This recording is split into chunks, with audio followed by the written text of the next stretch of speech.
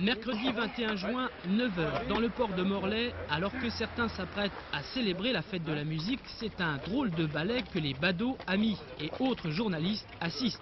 Et oui, le mythe de la Deuche est toujours présent. Pour preuve, ce pari de deux pompiers morlaisiens. Traverser la Manche dans sa plus grande largeur, à bord de cette embarcation quelque peu bizarre, mais qui effectivement ressemble à une 2 chevaux.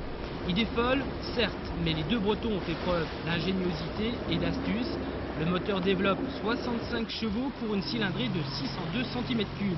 Un poids de 235 kg. En ordre de marche, la 2 chevaux nautique atteint 23 nœuds à faire pâlir les meilleurs catamarans.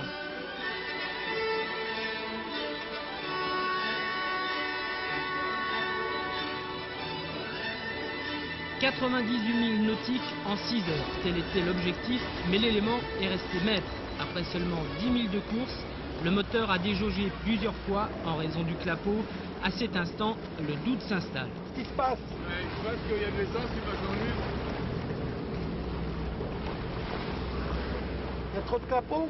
Quand on s'est arrêté la première fois pour le moteur, on a quand même des gros doutes. On s'est dit est-ce que ça tiendra jusqu'au bout? On n'était pas très loin des côtes françaises.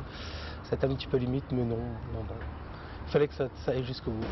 Nullement découragés, Patrick et Didier relancent la mécanique malgré une mer capricieuse. Les creux atteignent parfois 2 mètres. Dans le concert de vagues, nos deux virtuoses s'en tirent bien.